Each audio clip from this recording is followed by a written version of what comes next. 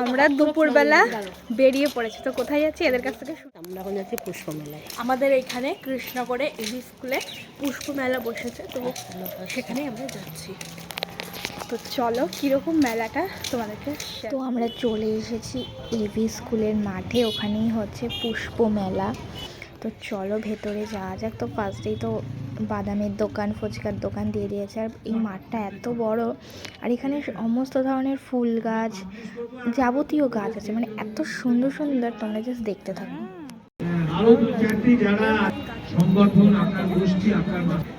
Photo তুলতে পারো। তো এই সাইডে ফুলের গাছগুলো দেখো, জাস্ট কি দারুণ দারুণ ফুলের গাছ, মানে গাঁদা ফুল, এগুলো সেই রক্তজবা গাঁদা।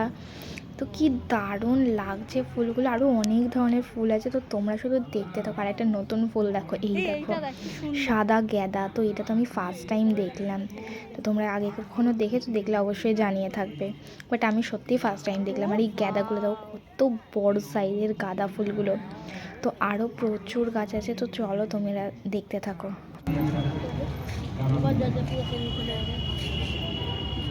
আর এই ফুলগুলো দেখো, এই ফুলগুলোর নাম আমি জানি, মানে ওখানে যা ফুল আছে আমি তো একটারও নাম জানি না। আমি যে কটা জানি সে কটাই বলছিলাম। আর যদি তোমরা এই ফুলগুলোর নাম জেনে থাকো, তাহলে আমাকে অবশ্যই কমেন্টে জানিও যে এগুলো কী কী ফুল। কারণ এত সুন্দর ফুল সত্যিই আমি প্রথমবারই দেখলাম এই সব ফুলগুলো। কারণ এই হোয়াইট ফুলটা দেখো কি দারুণ লাগছিল দেখতে, যা এত এত থোকা থোকা সব ফুল। আর এই হচ্ছে বাতাবি লেবু, আর এটা হচ্ছে সেই কমলা লেবু না বেদানা কি একটা হবে হয়তো। এই একটা বাতাবি লেবুর গাছ, তো ছোট্ট ছোট্ট গাছে কি সুন্দর ফলগুলো ধরে আছে। এই একটা কমলা লেবুর গাছ। আর এখানে আমার মা আর আমার বোনও সব ডিসকাস করছিল কি গাছ কি গাছ। আঙ্গুর ফল, আমি তো আঙ্গুর ফলটা ফার্স্টে চোখেই দেখিনি, পরে আমার মা দেখাচ্ছে এটা আঙ্গুর ফল। তো কি দারুণ লাগছিল জাস্ট দেখতে, মানে চারিদিকে শুধু ফুল গাছ আর ফুল গাছ, মানে নানা ধরনের ফুল। কি বলবার, এই যে ওই গাছটা আমাদের বাড়ি ছিল, মরে গেল হয়েছিল, বাট আমি নামটা এই যে এইটা সামনে হলুদটা। আর এই যে এই ফুলগুলো যে এত সুন্দর লাগে দেখতে, এত বড় বড় বছর ডালিয়া ফুলগুলো আই থিঙ্ক হবে। হ্যাঁ, কি দারুণ লাগছিল জাস্ট দেখতে। তোমরা জানো না, এই পিঙ্ক কালারের ডালিয়াটা আমার সবথেকে বেশি পছন্দ হচ্ছে। আর এখানে হচ্ছে সব বাচ্চাদের বসে আঁকার প্রতিযোগিতা। আর এই সাইডে শুধু মানে এরকম কালো টমেটো, কি জানি কি মানে এটা আমি ফার্স্ট টাইম দেখলাম। আর একটা বেগুন, বাঁধাকপি। আর এই যে একটাই বেগুন হয়েছিল এই গাছটাতে, কি সুন্দর দেখো। আর এই বাঁধাকপিটা সবে তৈরি হচ্ছে। বাঁধাকপি, এটা হচ্ছে লেটুস পাতা গাছ।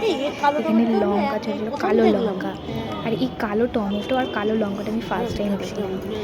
তো অনেক কিছু ছিল এখানে। হচ্ছে সেই সরু সরু বেগুন, এখানে ক্যাপসিকাম আমার ফেভারিট।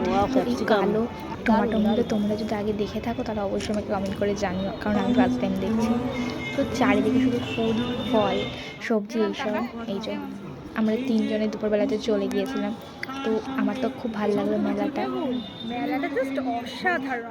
তো আমাদের সাথে যোগ করে ফেলেছে এক্ষুনি।